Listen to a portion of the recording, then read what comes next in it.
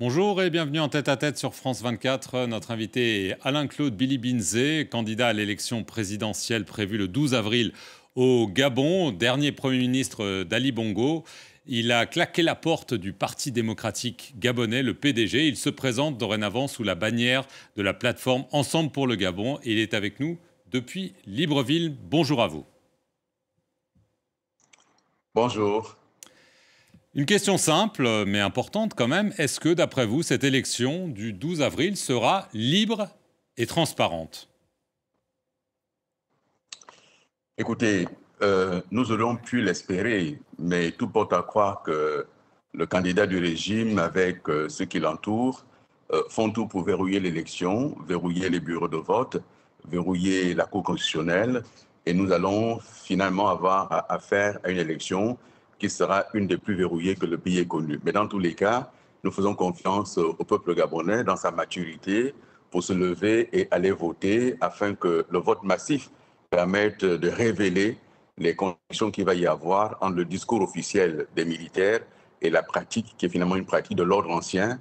Et aujourd'hui, il incarne la continuité d'un système qu'il prétendait défendre ou venir mettre un terme à ce système. Et aujourd'hui, en réalité, il n'est que l'émanation et la continuité de ce système-là. Alors, la personne dont vous parlez, c'est le président de la transition, Brice Clotaire Oligui Nguema. Beaucoup de poids lourds de la politique gabonaise se sont ralliés à lui, sauf vous. Alors, pourquoi cette candidature? Cela semble perdu d'avance pour vous.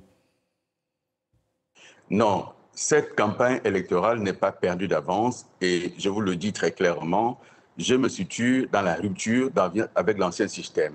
Et ce que vous dites là est tout à fait révélateur de ce que les partis politiques ont choisi la continuité d'un système qu'ils prétendaient hier défendre. Ils ont donc participé à tromper le peuple gabonais.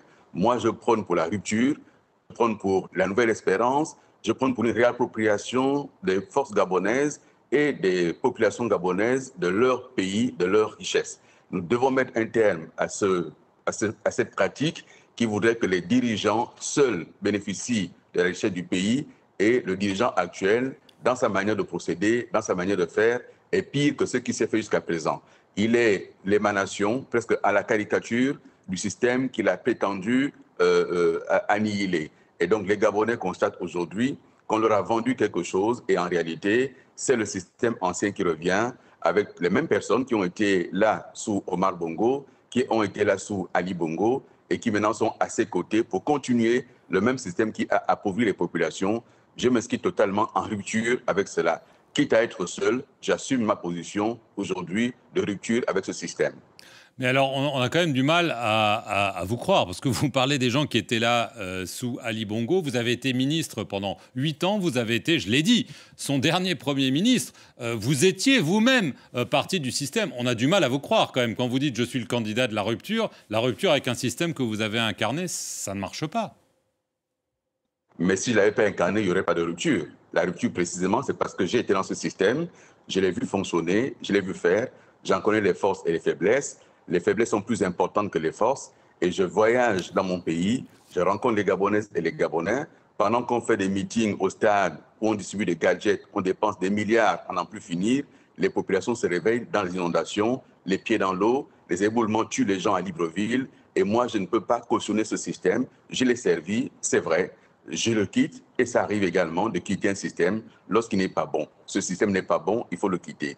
Je l'ai servi, j'en connais les faiblesses et je ne peux pas continuer à le servir, même si aujourd'hui, un certain nombre de ceux qui ont été dans les gouvernements avec moi ont fait le choix de la continuité. Soit pour les intérêts immédiats, moi j'appelle à voter pour l'avenir. L'avenir, c'est la rupture avec ce système, la rupture avec ce qui n'a pas marché, la rupture avec une économie de rente qui appauvrit les populations, la rupture avec des rapports diplomatiques avec un certain nombre de puissances qui ne nous permettent pas aujourd'hui d'avoir des marges de manœuvre. Il faut rompre tout cela et se donner des manœuvres pour la population gabonaise. Je propose, dans ce cadre-là, d'accompagner les populations avec un revenu minimum universel de 150 000 francs CFA par mois pour les populations les plus fragiles, de relancer l'économie, de diversifier l'économie, de faire en sorte que le Gabon retrouve sa place dans le concert des nations. C'est le projet que je porte. Les autres portent un projet de continuité d'un système qui n'a pas fonctionné. Alors, ce système, hein, c'est vrai que Brice Oligui Nguema était le patron de la garde républicaine. Il a été chef du renseignement militaire. Est-ce que c'est vrai que suite au coup d'État, que lui appelle le coup de libération d'août 2023, il vous a proposé de rester Premier ministre? Je le confirme, il l'a proposé et j'ai décliné cette offre-là, précisément parce que j'estime, moi, que ce qui a été mal fait ne peut pas continuer. Le coup d'État du 30 août, le coup d'État, je dis bien coup d'État du 30 août, a été salué par les populations parce qu'elles ont cru qu'il y avait un système nouveau. Et moi, je ne peux pas participer de tromper la population, je ne le ferai pas. J'ai donc décliné, j'ai refusé et j'assume ma rupture aujourd'hui. Quitte à être seul, je l'assume totalement, mais ne vous en faites pas. Il y a une majorité silencieuse au Gabon qui ne s'exprime pas. Il y a même des gens qui vont à ces meetings, qui portent ces t-shirts, mais il n'est pas dit qu'ils voteront pour lui. Il y a un vrai besoin de changement, une attente de changement. Et ce qui se passe aujourd'hui, ils ont mis en danger la démocratie gabonaise. Tous ces partis politiques qui se rallient à un militaire, c'est autant de liberté qu'on met entre parenthèses, et la démocratie gabonaise est aujourd'hui en danger. Et moi, je me battrai pour que les acquis de la conférence nationale de 90 ne soient pas perdus. Je me battrai avec ceux qui m'entourent parce qu'il y a des jeunes qui m'entourent, il y a une nouvelle élite qui m'entoure. Nous nous battrons pour réaffirmer dans notre pays la question de l'état de droit, de la liberté, de la démocratie face à un régime qui enferme ceux qui osent s'opposer à lui. Des jeunes gens qui osent critiquer sur les réseaux sociaux sont pris et jetés en prison. Nous ne pouvons pas continuer ainsi. Il y a une dictature en marche et nous nous opposons à cette dictature de manière ferme et résolue. Alors, vous avez promis notamment une commission, si vous êtes élu, Vérité et Réconciliation. Est-ce que c'est pour faire la lumière sur notamment les violences post-électorales de 2016? On se souvient qu'il y a eu des morts et peut-être éventuellement du rôle que jouait à ce moment-là le président de la transition. Est-ce que vous pensez qu'il a des comptes à rendre? Je pense simplement qu'il faut guérir notre pays. Je pense, à ce qui me concerne, qu'en 2016, j'ai fait un certain nombre de déclarations qui ont totalement choqué les Gabonaises et les Gabonais. Je m'en suis excusé. Je profite de votre antenne pour dire à nouveau que je ne l'ai pas fait exprès et je présente mes excuses à nouveau. Mais je pense qu'il faudrait que nous ayons la lumière sur ce qui s'est passé en 2016, en 2009, sur les questions de violence post-électorale. Qui a fait quoi? Qui a contribué à quoi? Quel est le bilan exact des morts? Le gouvernement, par ma voix à l'époque, avait dit 8 morts sur la base des chiffres de la police. Il y en a qui ont dit qu'il y a eu beaucoup plus de morts que cela. On a parlé de charnier.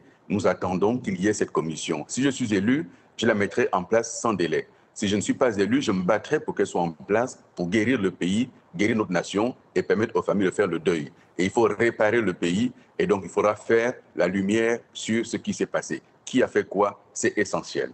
Est-ce que Ali Bongo avait en effet perdu ses élections en 2016 et aussi les dernières élections en 2023? Maintenant que vous êtes plus libre de parler, vous pouvez nous le dire. Je n'ai jamais été, mais j'ai toujours été libre de parler. En ce qui concerne les résultats des élections, je m'en suis tenu aux résultats officiels, n'ayant pas été ministre de l'Intérieur et autres. Mais manifestement, s'il y a eu de violence, c'est que les gens ont contesté cette élection.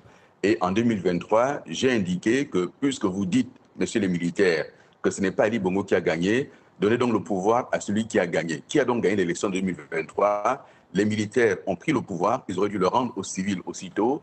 Et celui qui est aujourd'hui candidat s'était engagé à rendre le pouvoir aux civils, ce qu'il n'a pas fait. Il a manqué à sa parole, il a trahi sa parole d'honneur. Et on ne peut pas donner le pays à quelqu'un qui manque à sa parole, qui tous les jours, lorsqu'il s'exprime, il dit une chose et le contraire de tout. Ce n'est pas possible en 2025 de confier le pays à quelqu'un qui n'a aucune vision et qui manque toujours à sa parole. Vous êtes l'un des rares à pouvoir rendre visite à Ali Bongo, au Dimba, dans sa villa de la Sablière à Libreville. Est-ce qu'il est libre de ses mouvements et est-ce qu'il vous soutient pour cette élection? Dans cette élection, je ne suis pas le candidat de la continuité d'un système. Dans cette élection, je ne suis pas le candidat des Bongo. Je suis allé voir Ali Bongo en janvier pour lui dire que je lui gardais ma loyauté, mais que je prenais ma route. Et donc, je suis candidat avec un schéma totalement différent. Je suis candidat pour proposer au pays la rupture et je ne suis pas soutenu par Ali Bongo ni par quelqu'un d'autre. Je mène cette campagne avec mes maigres moyens. Je mène cette campagne avec mon intelligence, avec ceux qui me soutiennent.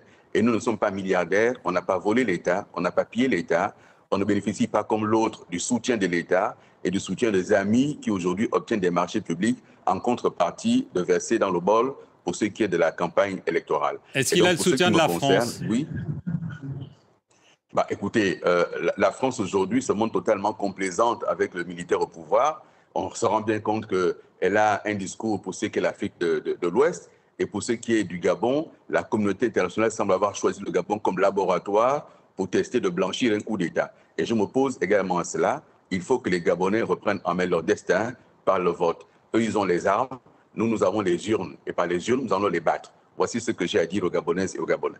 Dernière question rapidement. Vous réclamez un procès pour la femme d'Ali Bongo, Sylvia, son fils Nourdine. Ils sont en prison. Selon leurs avocats, ils sont victimes de tortures enfermés au palais résidentiel, ce que nie le président de la transition. Il espère aussi qu'il y aura un procès bientôt. Vous y croyez? Ben écoutez, d'abord, je n'ai pas réclamé un procès. J'ai dit, si au bout de 18 mois, rien n'est retenu contre eux, il faut les libérer. Si maintenant il y a des charges, il faut pouvoir avoir un procès juste, équitable et transparent.